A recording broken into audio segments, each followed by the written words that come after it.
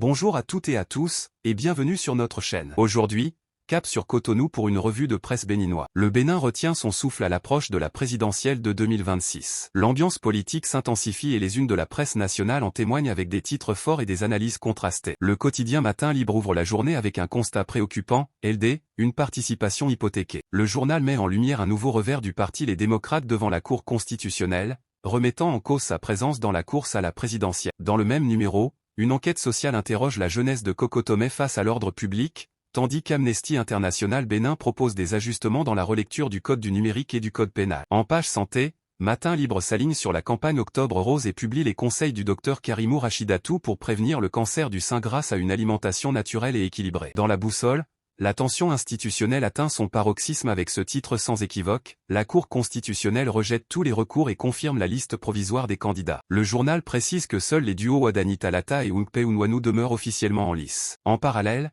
la rédaction annonce une véritable ruée attendue à la Sénat, à l'occasion du dernier jour de dépôt des candidatures pour les élections communales. En marge de cette actualité politique, la boussole rend hommage à Mgr Barthélemy Adoukonou, figure emblématique de l'Église catholique béninoise, salué comme un phare de la foi et de la pensée. Du côté du quotidien Le Meilleur, la une met l'accent sur la phase cruciale du dépôt des dossiers électoraux avec ce titre, l'enregistrement des candidatures à la Sénat s'achève ce jour à minuit. La Sénat attend plus de 3600 dossiers par parti, un chiffre révélateur de la vitalité politique du pays. Le journal revient également sur la déclaration de l'ambassadeur d'Allemagne, Dr Stéphane Buchwald, affirmant que le Bénin est un partenaire stratégique pour l'Allemagne en Afrique de l'Ouest. Sur le plan national, Le Meilleur annonce la signature d'un accord de coalition parlementaire entre FCBE et Moël Bénin en vue des législatives de 2026. En conclusion, la Cour constitutionnelle tranche en faveur de la Sénat, estimant qu'elle n'a ni violé la Constitution, ni le Code électoral, déboutant ainsi le recours du parti Les Démocrates. La scène politique béninoise entre ainsi dans une nouvelle phase décisive,